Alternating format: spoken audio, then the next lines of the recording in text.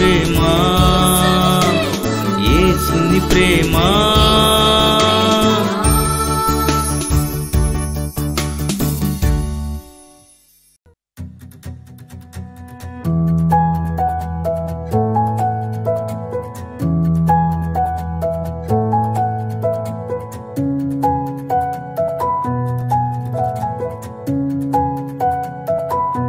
స్తుతి నైవేద్యం. వాక్యం చదువుకుందాం. మత్తయి సువార్త 6వ అధ్యాయము 31వ వచనం చదువుతాను చూడండి. కాబట్టి ఏమి తిందుమో, ఏమి త్రాగుదుమో, ఏమి ధరించుకుందుమో అని చింతింపకుడి. అన్యజనులు వీటన్నిటి విషయమై విచారింతురు. ఇవన్నీ మీకు కావాలని మీ పరలోకపు తండ్రికి తెలియను. కాబట్టి మీరు ఆయన రాజ్యమును నీతిని మొదట వెదుకుడి, అప్పుడు అవన్నీ మీకు అనుగ్రహింపబడును.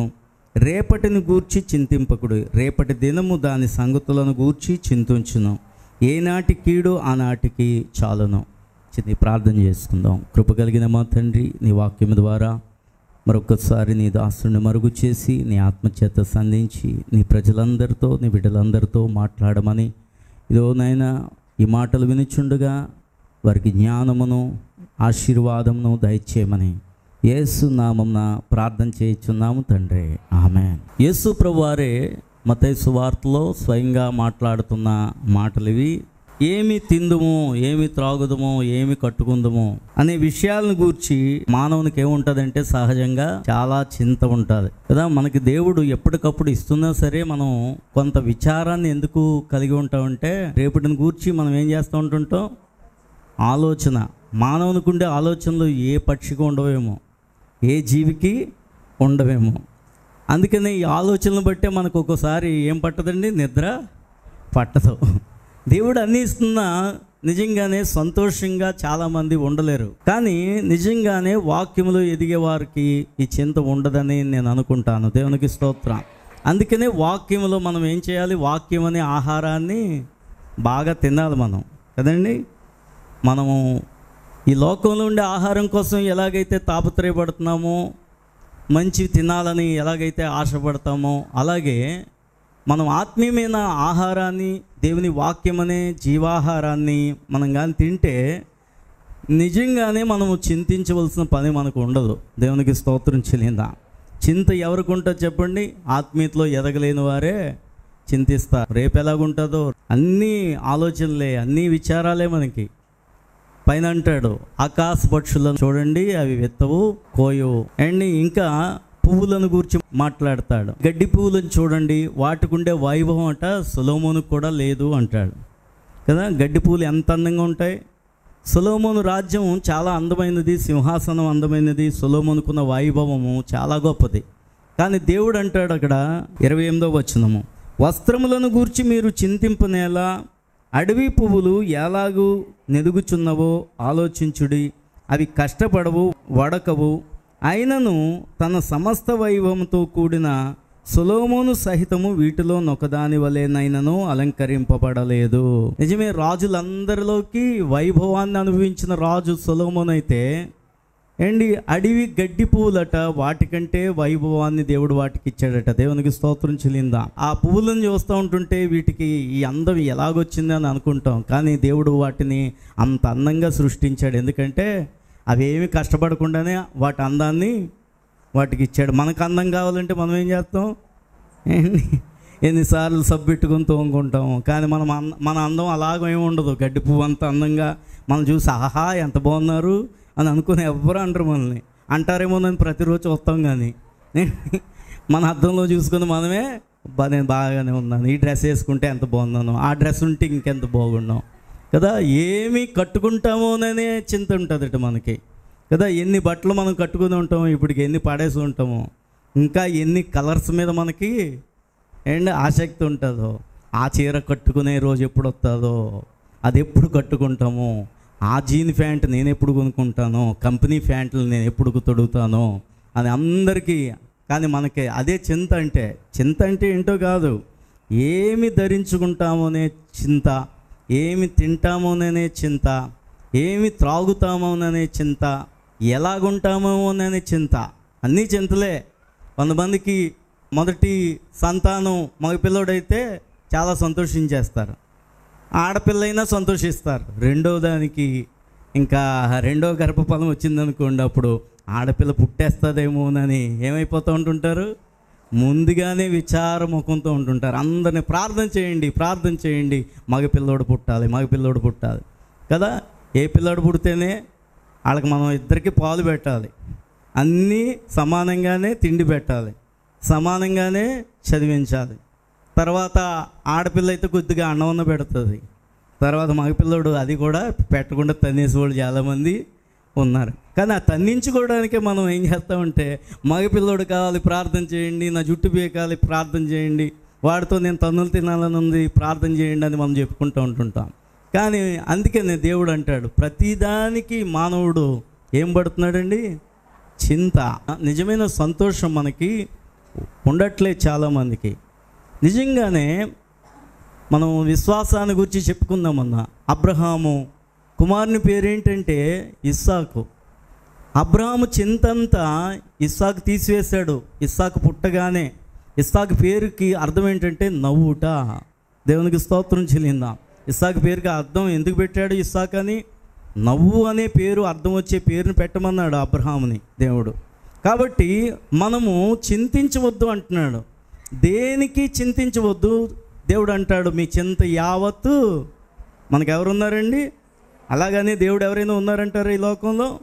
నీ చింత యావత్తు నేను భరిస్తానన్నాడా? ఎవ్వరు అనలేదు. కానీ యేసయ్య, నీ చింత నా మీద పెట్టండి ఏంటి, మీకోసం మీ అవసరత కోసం కూడా నాకు మంచి తలంపులు మీ మీద ఉన్నాయని దేవుడు చెప్తాడు. దేవునికి స్తోత్రం చెల్లిందాం కదా. మనం చింతిస్తామంటే మరలా చదువుదాం ముందు వాక్యము.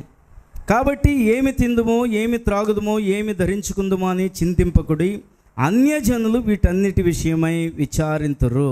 ఇవన్నీ మీకు కావాలని మీ పరలోకపు తండ్రికి తెలియను. మనకేం కావాలో ఎవరికి తెలుసటండి? మనకు కావాల్సినవి అన్నీ కూడా ఎవరికి తెలుసు? యేసయ్యకు తెలుసు. దేవునికి స్తోత్రం చెల్లిందాం. నీకోసం నా కోసం తెలుసా తెలీదా? మనకి జీతం ఎంత వస్తుంది, వ్యాపారంలో లాభం వస్తుందా నష్టం వస్తుందా, అన్నీ ఎవరికి తెలుసు అండి? మన పరలోకపు తండ్రికి తెలుసు. మనకి ఏది అవసరమో అది తప్పకుండా ఆయన దయచేస్తాడు. దేవునికి స్తోత్రం చెల్లిందాం. అందుకనే ప్రతి మానవుడిని కూడా ఏదో ఒక రీతిగా దేవుడు ఏం చేస్తున్నాడండి, పోషిస్తున్నాడు. అన్యజనులను కూడా పోషిస్తున్నాడు. అయితే మనము వారికంటే శ్రేష్ఠులము. ప్రభువు రక్తంలో కడగబడి దేవునికి పిల్లలంగా, కుమార్తెలంగా, కుమారులంగా మనం పిలువబడ్డాం. కాబట్టి మన కోసం ఆయనకు బాగా తెలుసు. అన్యజనులు చింతిస్తారేమో కానీ నువ్వు నేను చింతించడానికి వీలు లేదని దేవుడు చెప్తున్నాడు. ఎవరికైనా చింత ఉందా? చింత లేదా అండి? లేదా ఉందా? నాకైతే లేదు. చింతించి మనం ఏమన్నా చేయగలమా? ఒక్క అడుగు కూడా ఎత్తి ఎదగలేము, ఒక్క అంగుళం కూడా పెరగలేమట. మనం ఎంత తిన్నా అదేంటో కానీ ఈ ఎత్తు పెరిగిపోం ఏంటి, పెరిగితే అడ్డంగా పెరుగుతాం. కానీ పెరిగే దేవుడు ఏం చేశాడంటే, ఈడు ఇంత ఎత్తు ఎదగాలి, ఈమె ఇంత ఎత్తే ఎదగాలని ఎముకలకిల్లో పెట్టేశాడు అంతనా. అండ్ కండలు పెరుగుతాయి కానీ ఎముకలు పెరగవు ఇంకా. కాబట్టి మనము చింతించి నేను పొట్టుగానే ఉన్నానంటే నువ్వు అలాగే ఉంటావు. ఏం చేస్తావు? దేవుడు రాశాడు అంతే. నువ్వు పొడుగ్గా ఉంటే ఎంత గర్వపడదువునని ఏం చేస్తాడు? ఒకసారి అనిపిస్తుంది నేను కొద్దిగా పొడుగుంటే ఎంత బాగుండు అని కదా. కొంతమంది పొడుగ్గా ఉండి నల్లగా ఉంటారు, వాళ్ళు తెల్లగా ఉంటే ఎంత బాగుండు అనుకుంటారు. నిజానికి మనము ప్రతి దానికి కూడా దేవుడే మనకి ఆయన ఆలోచన చప్పున మనం ఎలాగుంటే ఆయన మాట ఈ మాత్రం కొద్దిగానైనా వింటామేమోనని దేవుడు ఏం చేశాడు, మనకి చక్కగా మనల్ని ఎలాగ అమర్చాలో అలాగే అమర్చాడు. ఎలాగ మనం అమర్చబడ్డామో దానిని బట్టే ఎల్లప్పుడూ దేవునికి స్తుతులు చెల్లించాలి. దేవునికి స్తోత్రం చెల్లిందాం. హల్లెలూయా. కాబట్టి దేనికి విచారించవలసిన పని లేదు. దేవునికి మన సంగతి అంతా, మనకి ఏది కావాలో ఆయనకి బాగా తెలుసు. ఇంకా అందుకనే ఎవరు విచారించకండి ఎప్పుడు కూడా. దేవుడు అంటున్నాడు, మీరు చేయవలసింది అది కాదు కానీ ముందు నా నీతిని వెదకండి. దేవునికి స్తోత్రం చెల్లిందాం. ఏం వెదకమంటున్నాడు? దేవుణ్ణి వెదకండి. దేవుణ్ణి వెతికితే దేవుని నీతి దొరుకుతుంది మనకి. దేవుని రాజ్యాన్ని వెదకండి అంటున్నాడు. దేవుని రాజ్యాన్ని వెదకాలి, పరలోక రాజ్యాన్ని గూర్చి మనము ఆలోచన చేసుకోవాలి.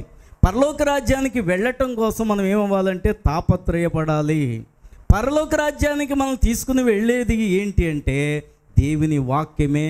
దేవుని వాక్యం ద్వారా మనల్ని పరిశుద్ధపరుస్తున్నప్పుడు మనం పరిశుద్ధంగా జీవించడం కోసమే మనం ఆలోచన చేయాలి. దేవునికి స్తోత్రం చెల్లిందాం. ప్రభు వల్లనే ఎందుకు పాలు పంపులు పొందుతాం ప్రతి వారం అంటే ప్రతి వారము దేవుని రక్తము ద్వారా, దేవుని వాక్యం ద్వారా, దేవుని ఆత్మ ద్వారా దేవుడు మనల్ని ఏం చేస్తాడంటే కడుగుతూ ఉంటుంటాడు. దేవునికి స్తోత్రం చెల్లిందాం. మనకి ఈ లోకంలో ఉన్నాం కాబట్టి, లోకంలో ఉండే మాలిన్యం మనకి అంటక తప్పదు కాబట్టి కదా. తెల్లబట్టలు మనం ఏం చేయకపోయినా మురికి ఎలాగవుతాయో అలాగే ఈ లోకంలో మనం ఉన్నాం కాబట్టి ఈ లోక మాలిన్యం చెయ్యాలని చేయకపోయినా కొన్ని పాపాలు మనకు అంటుకుంటూ ఉంటుంటాయి. మరి తెలిసి కూడా చేస్తే అది నిజంగానే పాపమే, తప్పే, క్షమించరాని నేరం అవుతుంది. కానీ తెలియని వాటిని కూడా మనం పాపం చేస్తూ ఉంటుంటాం, తెలియకనే చేస్తూ ఉంటాం కొన్ని పాపాలు కదా. ఏదో పాట వస్తుంది, చెడ్డ పాట, మనం వినాలని ఏమేనో అది పెట్టుకోలేదు, కానీ అది మన చెవుల్లో పడుతుంది. ఆ అపవిత్రతను కూడా దేవుని బల్ల దగ్గరకు మనం వచ్చినప్పుడు అపవిత్రతను దేవుడు కడిగేస్తున్నాడు. దేవునికి స్తోత్రం చెల్లిందాం. చూడాలని చూడకపోయినా కొన్ని దృశ్యాలు చూస్తాం, వాటిని కూడా మన కళ్ళని ఆయన పరిశుద్ధపరుస్తున్నాడు. దేవునికి స్తోత్రం చెల్లిందాం. కాబట్టి అలాగా మన తలంపుల్లోనికి సాతానుడు తీసుకొచ్చిన వాటిని మనం చెయ్యకపోయినా సరే తలంపులు వస్తాయి చూసారా, ఆ తలంపులను అన్నిటిని కూడా దేవుని సన్నిధిలో మనం ఒప్పుకున్నప్పుడు అన్నిటినీ పరిశుద్ధపరుస్తాడు. అప్పుడు మనం ఏమవుతామంటే దేవుని నీతిని, రాజ్యాన్ని వెదికే ప్రజలం అవుతాం. దేవుని రాజ్యంలో మనం ప్రవేశించడానికి, మనం రోజు రోజుకి పరిశుద్ధతలోనికి ఎదగటానికి మనం ఏం చేస్తామంటే ప్రయత్నం చేస్తాం. ప్రయత్నం చేసే ప్రతివాడు కూడా తప్పకుండా మెట్లు ఎక్కుతాడు. దేవునికి స్తోత్రం చెల్లిందాం. అందుకనే పరలోకరమే నా అంతఃపురము, అది చేరాలనే నా తాపత్రయమని హనోక్ అనే ఒక గాయకుడు మంచి పాటను రాశాడు. ఏం తాపత్రయంతో ఉండాలి మనం? పరలోక రాజ్యం చేరాలనే తాపత్రయంతో మనం ఉండాలి. ఆ రాజ్యానికి చేరటానికి నేను ఇంకా పరిశుద్ధుడిగా ఉండాలని మనము ఆ విషయాలు ఆలోచన చేయాలి తప్ప ఈ లోకంలో ప్రతి ఆహారం దేవుడు మనకి ఇస్తాడు, కట్టుకోవడానికి బట్టలు ఇస్తాడు. అవి విలువైనవి అవ్వచ్చు, విలువ కానివి అవ్వచ్చు. డబ్బు లేనివాడు విలువైన వస్త్రాల కోసం ఆలోచించడు, కట్టుకోవడానికి ఉంటే చాలు అనుకుంటాడు. అలాగే మనకు డబ్బులు ఉన్న కొద్దీ మనకు ఆశలు పెరుగుతూ ఉంటుంటాయి. కానీ నిజానికి దేవుడు మనకి, దేవుని బిడ్డలకు కావాల్సిన ప్రతి అవసరత ఉన్నతమైన స్థితిలో దేవుడు ఏం చేస్తాడు?